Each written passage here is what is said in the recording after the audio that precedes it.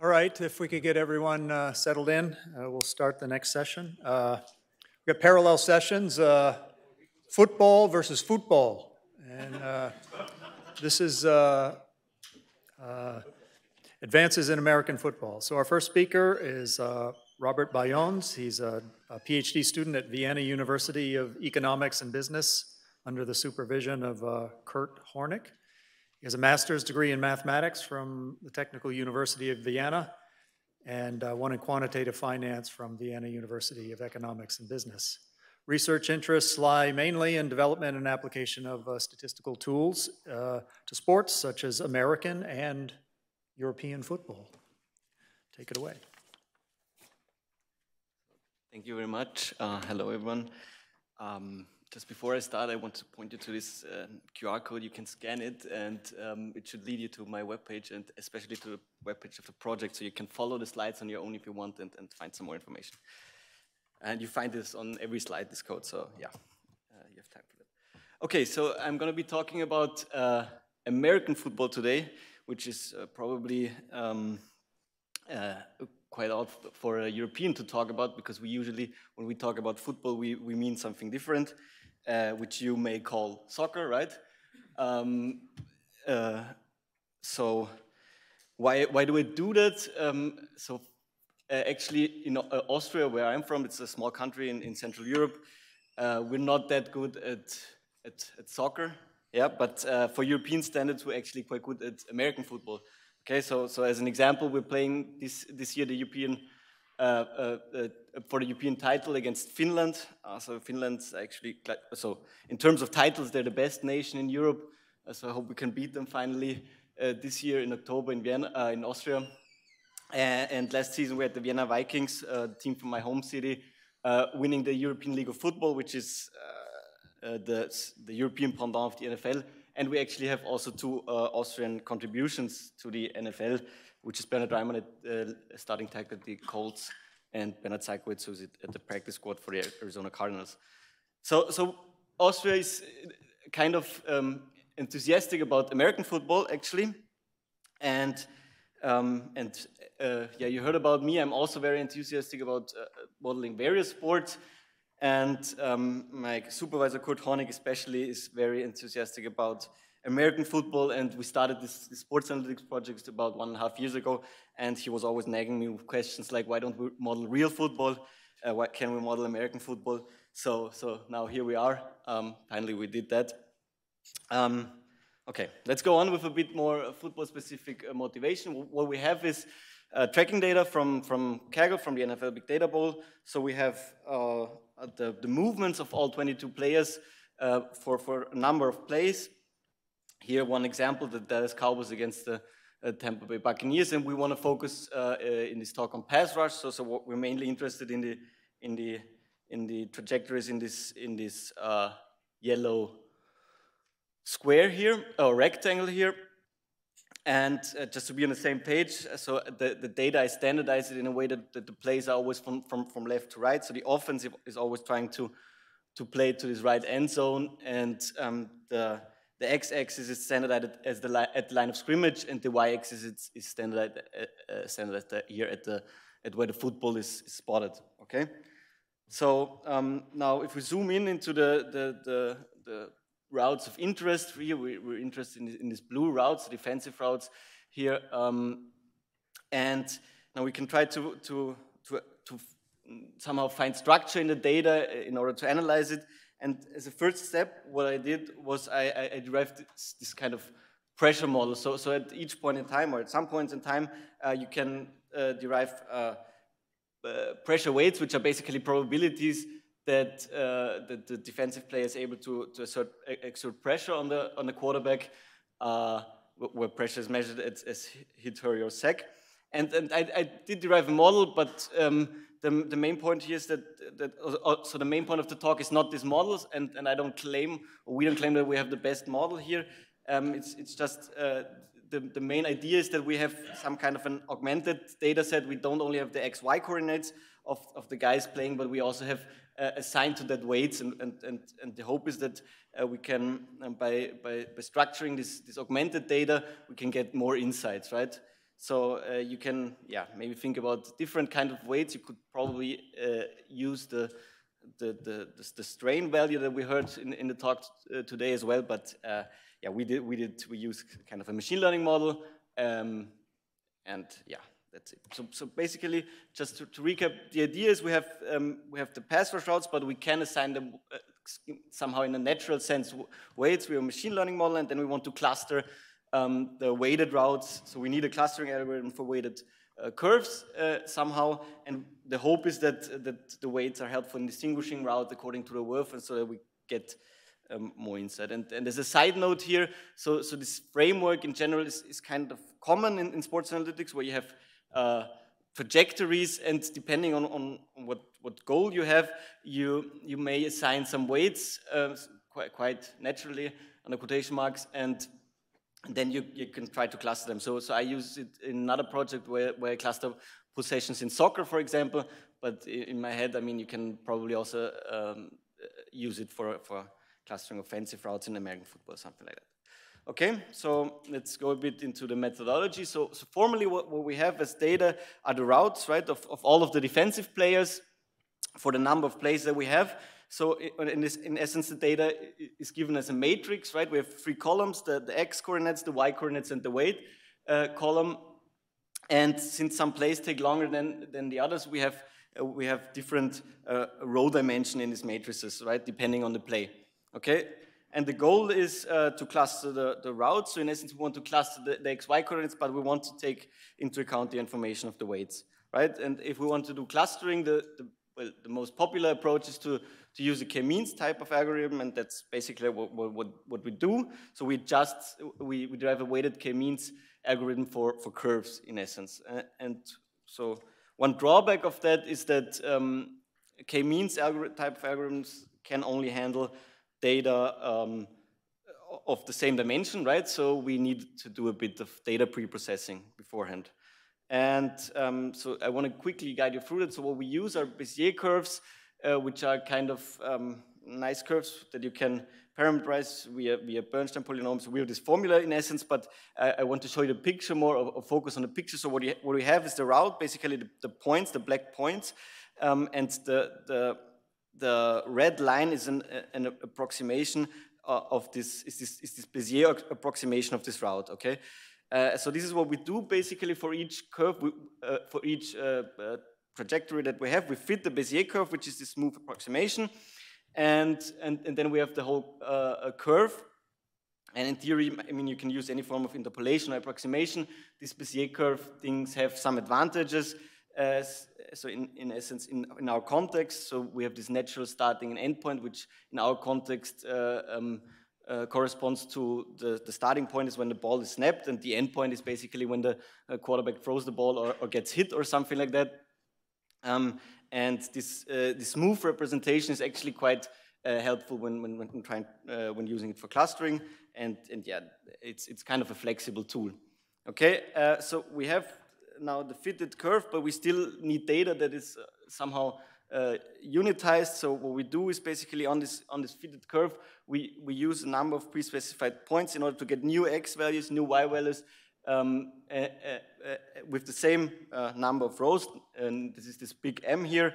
And then we also try to aggregate the weights, obviously, because we also need M new weights by using proximity endpoints. So the new data points are basically, again, matrices of the same, now each of the same dimension, M times 3, okay?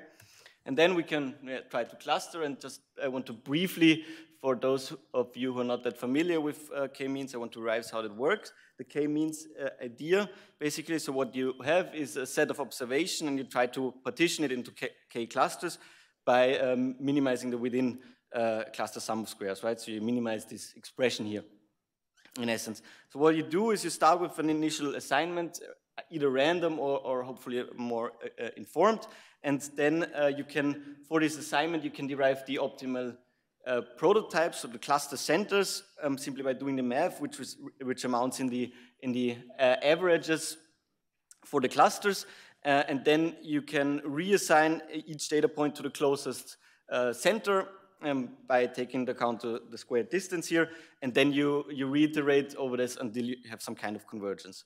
And the weighted k-means is quite similar, right? So the only difference is now that each observation also can be assigned a weight, and now you minimize the weight that within cluster sum of squares, right? So you have this weights term here additionally. You can again use the same iterative procedure, right? You start with an assignment, then you can do the math. The optimal prototypes are simply the weighted averages, and then you iterate until you have your optimal cluster set. And usually this will lead to at least a local optima, so you need to be a bit careful, but in essence, that's what you do. Okay, so this is k-means and weighted k-means. We still need to somehow adapt it for the curves that we have. So what we do is we have the pre-processed data, and we split it up into two vectors, right? The one vector is comprised of the x-y coordinates, so we concatenate the x and y coordinates together, so we get a vector of dimension 2 times m, and then we have a weights vector, and you see here basically the x and the y coordinates obtain the same weights that you have derived previously, okay? And then you try to find clusters by minimizing this expression here, which is again a sort of weighted sum of squares, right? The only thing that is additional here is that you have to do this for each component of the vector now. So you have an additional sum here, but in essence, you again use some kind of an iterative algorithm. So the algorithm looks like this. You start with an assignment of clusters.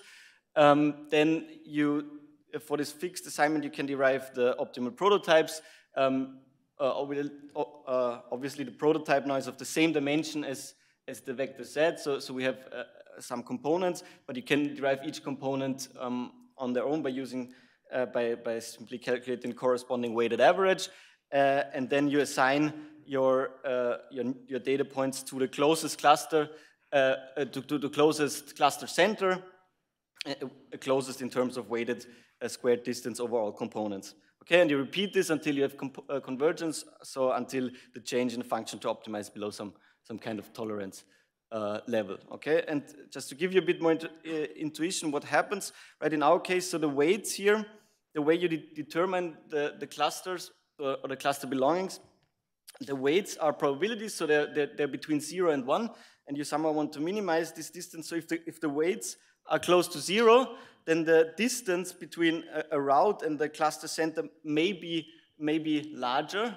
Yeah, the whole term will still be small, and if the weights are higher, so if they're close to 1, then the spatial distance really gets more important, okay? So to summarize, what it means is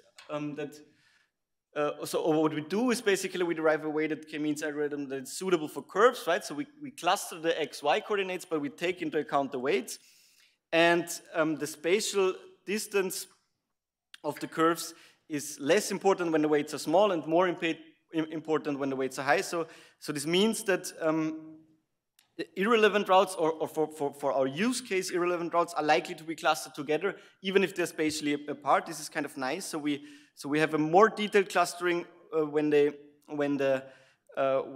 routes are relevant, and the less detailed cluster, like a big clump of clusters of unimportant routes. Okay, and just as a side note, we implemented this in R, and we plan on providing an R package soon. Okay, so I hope I'm going to go to the applications now, and I hope with the applications it's going to get a bit more clear what is happening, right? So just keep in mind that the data that we have are the routes of all of the defensive players that we have, right? All of the 11 defensive players on all of the plays that are in our data set.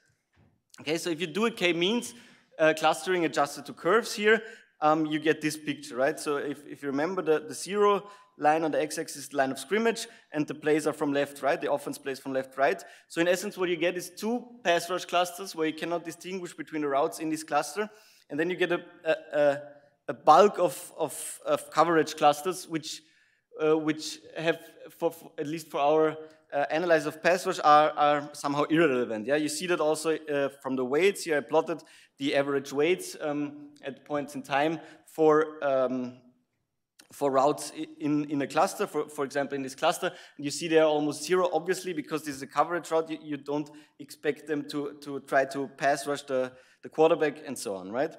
Okay, if you use the same data set and use this weighted k-means algorithm that we derived, then you have this picture, right? You have here now the line of scrimmage. You have here one weird-looking cluster, which is actually the biggest cluster because it captures all of these backfield routes somehow.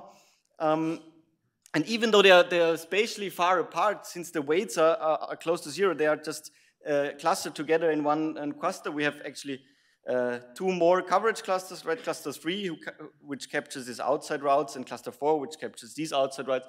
And then you have a number of pass rush clusters where you have, for example, here on the right side, you have a cluster of high probability pass rush, right? And number 10, you have a moderate probability of pass rush cluster and a low probability of pass rush cluster. You have the same on the left side somehow. And you have a middle cluster, two middle clusters here. And you see this one cluster here actually looks a bit weird, but it's kind of, from a football perspective, quite explainable, because what happens here is it tilts to right, because most of the quarterbacks in the NFL are right-handed, and when they try to avoid pressure, they usually roll out right so they can still throw the ball better, and that's how you get this shape somehow. Okay, so these are the clustering. You can analyze the clusters a bit in more detail. Just for you, I try to stick with the color code, so you have always the same colors for the clusters, and here in the brackets you have the reminder of which side they were, and so on. And you see, if you look at the average pressure in each of the clusters, you see you have three clusters with high pressure probability, one on the right, one on the left, one in the middle. You have these three moderate probability clusters, one in the middle, one on the right, one on the left. You have the low probability clusters here, and you have these coverage clusters. And just as a sanity check, you can look at where you find the position groups, and you see that the cornerbacks you find more in the cornerbacks and safeties you find more in the coverage routes. The linebackers are coverage and pressure, and the defensive line are mostly found in some kind of pressure routes. Okay, so this is kind of a very nice result, but you can still ask yourself, how is it useful to analyze football? And so at least I thought of at least three use cases that you can somehow use it for. So the first layer is maybe you can try to analyze teams, right? So you can try to analyze where teams strong on the defensive side, where do they have strong pass rushers. Yeah, you see, for example, the Browns here are strong in cluster 10. On the right, this is a right side cluster, and 6 and 1 are also right side clusters. On the left, they are a bit weaker, but still strong.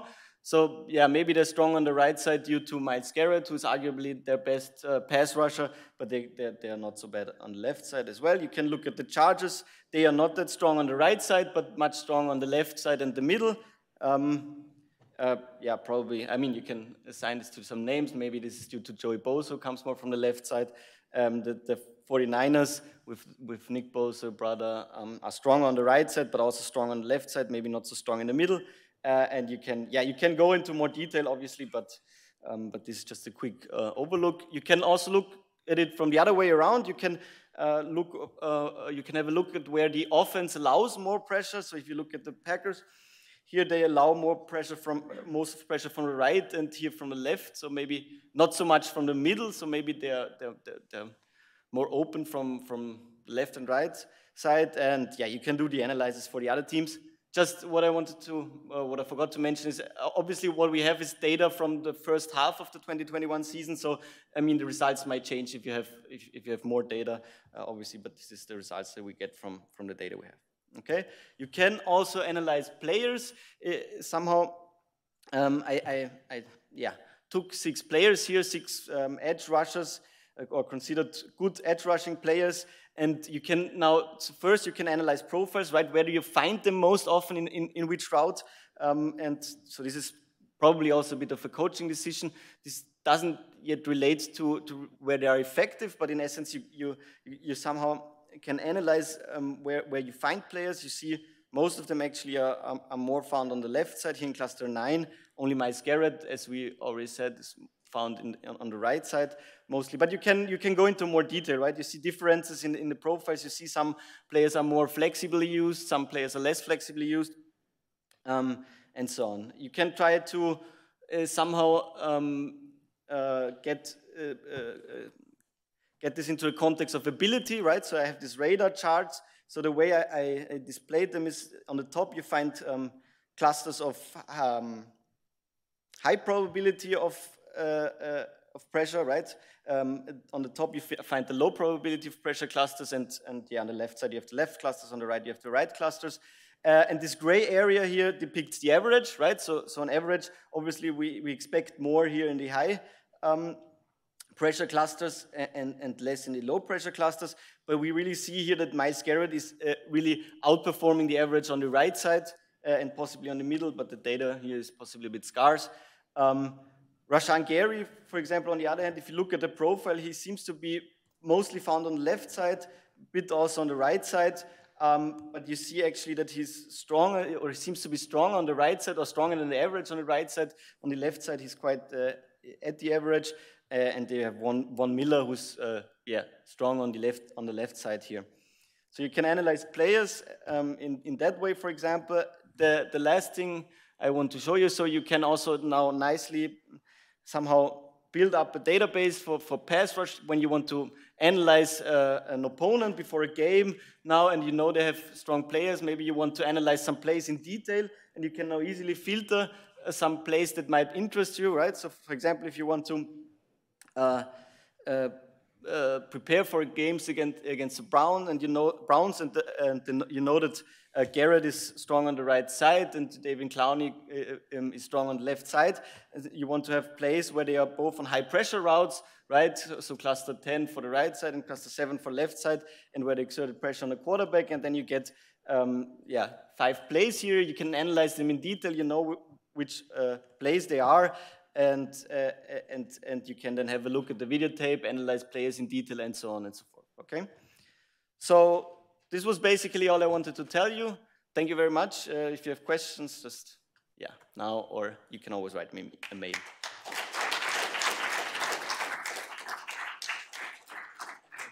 Time for questions?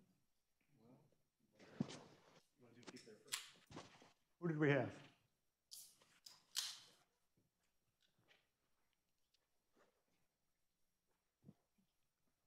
Thank you for your presentation. It's really inspiring. I just have one question. I think you have prepared slides for it because I saw the forward slides. So, just really curious, can you share some details about how do you get your weights? What are the loss function? What is the loss function, and how do you prepare the training set? Thank you so much. So for the weights here, I have this kind of model. I use XGBoost here, and I have kind of a set of features that I derive, which are mainly distances to quarterbacks and other players, and speed and accelerations. So the label I use, it's a classification problem, right? I use the label as pressure, and pressure is annotated in the data and as either hit, hurry, or sack. So all of them represent pressure. So we have a classification problem, and that's basically it. Does that answer? And we train them on log loss, and we do kind of the classical things. We have 5-fold cross validation, and I hope that answers the question mostly. Yeah, Robert, really nice talk, really interesting. So if I understood correctly, what you're doing is you're basically smoothing the actual routes with Bezier curves, and then you're taking the XY information along the Bezier curve and you're clustering the XY information. Had you considered, because I know this has been done in previous work, and Dan Cervoni could probably corroborate this, that have you considered actually clustering the coefficients of the Bezier curves instead? Because you're reducing the dimension a lot more, and you might even get more interesting clusters that way. Yeah, that's a good point. I mean, I thought about different methods. in the end, I stick to the way I did it, but obviously using the coefficients is also an idea. But the way I fitted it, I fitted it using as control points the points that I have, right? And this gives me the shape, and so in order to unitize the approach that I took was kind of the simplest and the most straightforward way to go. Yeah, but you're right.